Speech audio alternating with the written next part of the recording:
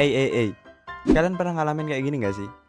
Kemarin tuh gua didatangi sama penjual kalender yang gunain atribut Islam gitu. Kayak seorang santri pokoknya. Nah, tapi gua tolak dong. Ya karena ya gua nggak butuh kalender anjing, gimana ya? Tapi yang parah tuh waktu gua nolak kan untuk gak beli kalendernya. Orang itu tuh malah minta sedekah anjing. Yang katanya tuh untuk bangun musola atau anjing lah bangsa. Oh my god. Ya menurut gua itu adalah salah satu paksaan gitu loh. Dimana kan kalau kita mau bersedekah bukannya kita harus ikhlas gitu, kayak tanpa paksaan atau tanpa rasa kasihan gitu. Ya menurut gua itu adalah salah satu tindakan dimana mereka mengemis tapi menyembunyikan perilaku mengemis itu dengan atribut agama gitu, dan dengan perilaku-perilaku si paling suci gitu. Ya nggak sih? Nah, makanya di konten kali ini kita akan bahas apakah boleh mengemis dengan berkedok agama Islam.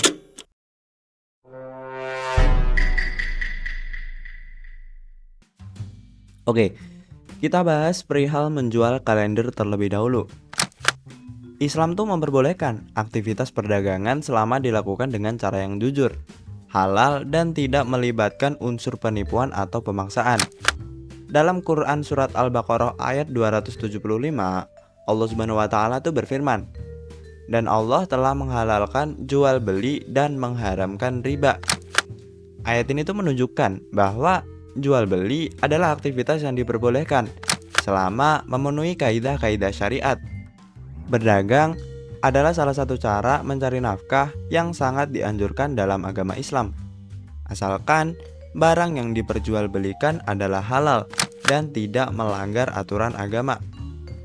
Penjualan kalender dari rumah ke rumah pada prinsipnya diperbolehkan selama memenuhi kriteria yang sesuai dengan ajaran Islam sendiri. Yang pertama yaitu transparansi informasi. Penjual tuh harus memberikan informasi mengenai tujuan penjualan kalender itu, seperti untuk kegiatan amal maupun proyek-proyek tertentu untuk pesantren. Akan tetapi dalam konteks ini, penjual juga harus menunjukkan surat izin dari lembaga yang diwakili. Ingat nih adik-adik ya, harus pakai surat izin dari lembaga yang kita wakili. Ya kalau Anda tidak punya surat izin, berarti Anda... Yang kedua, harganya itu wajar dan tidak melebihi standar harga pasar. Biasanya, kalender yang dijual untuk promosi pesantren berkisar 6.000 hingga 10.000. Ingat ya adik-adik ya, 6.000 hingga 10.000. Jika dijual harganya 30.000, berarti itu bukan untuk pesantren, akan tetapi akan dibuat untuk membeli rokok. Oh my god. Yang ketiga, tidak memaksa. Dalam konteks ini, penjual harus memberikan pilihan kepada pembeli. Jika pembeli menolaknya, maka penjual juga tidak boleh memaksanya. Jika tidak memenuhi kriteria tersebut, dapat disimpulkan bahwa perbuatan yang dilakukan mencerminkan hal yang tidak diperbolehkan. Sebagai contoh, kalian bisa menyimak video ini. Perangkat Desa Tugerejo, Kecamatan Ngasem, Kabupaten Kediri, mengamankan 8 orang yang diduga melakukan penipuan dengan modus menjual kalender 2023 atas nama Pondok Pesantren di Sragen. Pengurus musola Nurul Mustafa yang dicatut oleh santri gadungan ini didatangkan ke Balai Desa Tugerejo untuk memperjelas duduk perkara permasalahan tersebut. Demikian surat pernyataan. Aksi santri gadungan ini dinilai sangat meresahkan karena ada unsur pemaksaan ketika menjual kalender kepada sejumlah warga. Setelah dikumpulkan, para pelaku ini akhirnya mengakui perbuatannya dan menandatangani surat pernyataan untuk tidak lagi melakukan aksi tipu-tipu dengan mengatasnamakan pondok pesantren. Tenang, ucap istighfar. Dan anjing lu bodoh-bodohin gua, lu bangsat, lu goblok gak tahu diri bang. Perbuatan seperti di video itu tentunya melanggar norma dan mencoreng citra nama baik musola maupun pesantren yang digunakan untuk menjual kalender itu demi kepentingan pribadi saja.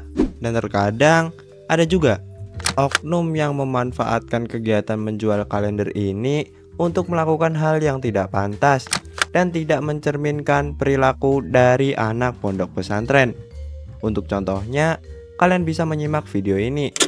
4 remaja yang terdiri dari 2 perempuan dan 2 laki-laki kepergok sudah 2 hari menginap di sebuah hotel kawasan Mojokerto, Jawa Timur.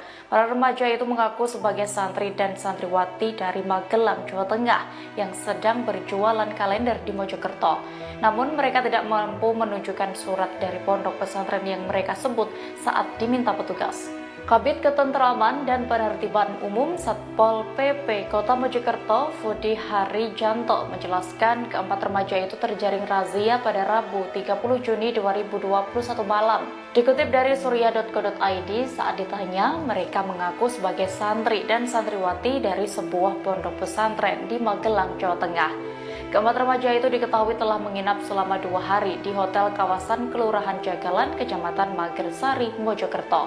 Mereka juga mengaku menginap di hotel dengan keperluan menjual kalender. Namun saat petugas meminta surat dari pondok pesantren yang disebutkan, mereka tidak mampu menunjukkannya.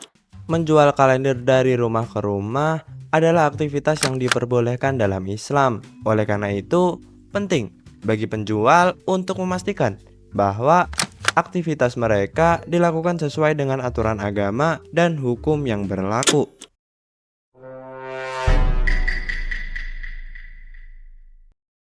Menurut Al-Hafiz Ibnu Hajar rahimahumullah, meminta-minta sesuatu selain untuk kemaslahatan agama termasuk dalam kategori yang tidak disyariatkan. Islam tidak membolehkan aktivitas meminta-minta jika dilakukan dengan cara menipu, berdusta, atau menggunakan alasan palsu untuk menarik rasa kasihan. Rasulullah SAW memperingatkan tentang bahayanya perbuatan ini, berbunyi, seseorang senantiasa meminta-minta kepada orang lain sehingga ia akan datang pada hari kiamat dalam keadaan tidak ada sepotong daging pun di wajahnya. Hadis riwayat Bukhari dan Muslim. Agama Islam memperbolehkan seseorang meminta sedekah dalam keadaan darurat atau kebutuhan yang sangat mendesak. Hal ini berdasarkan hadis Nabi SAW yang diriwayatkan oleh Qabisah bin Muharrik Al-Hilali radhiyallahu anhu, disebutkan 3 keadaan di mana meminta-minta dapat diperbolehkan, yaitu menanggung beban hutang orang lain, kehilangan harta karena musibah, dan kefakiran yang sangat mengenaskan. Dalam ketiga kondisi ini, meminta sedekah bukan hanya diperbolehkan, akan tetapi juga dianggap sebagai cara untuk menjaga kelangsungan hidup dan mendukung kemaslahatan. Namun, setelah kebutuhan terpenuhi, seseorang diwajibkan untuk berhenti meminta-minta. Yang tentunya, jika tidak memenuhi kriteria itu, meminta sedekah jelas tidak diperbolehkan. Islam melarang keras meminta-minta dalam keadaan tidak darurat atau menggunakan alasan palsu. Dalam Quran Surat Ad-Duha ayat 10, Allah berfirman, "Dan terhadap orang yang meminta-minta, janganlah kamu menghardiknya." Selain itu, Allah Subhanahu wa Ta'ala juga berfirman, "Dan tolong menolonglah kalian dalam mengerjakan kebajikan dan takwa, dan jangan tolong menolong dalam berbuat dosa dan pelanggaran." Quran Surat Al-Maidah ayat 2. Ayat-ayat itu menunjukkan pentingnya membantu mereka yang benar-benar membutuhkan, selama tujuannya untuk kebaikan bersama dan bukan untuk kepentingan pribadi. Meminta sedekah dalam Islam hanya diperbolehkan dalam kondisi darurat atau untuk kemaslahatan umat, seperti membangun masjid atau membantu mereka yang tertimpa musibah. Fenomena meminta-minta yang disertai dengan kebohongan atau manipulasi sangat dilarang dalam Islam dan termasuk dalam dosa besar. Oleh karena itu, umat muslim dianjurkan untuk bekerja keras dan menjaga kehormatan diri, serta berhati-hati dalam menyalurkan sedekah agar benar-benar sampai kepada yang membutuhkannya.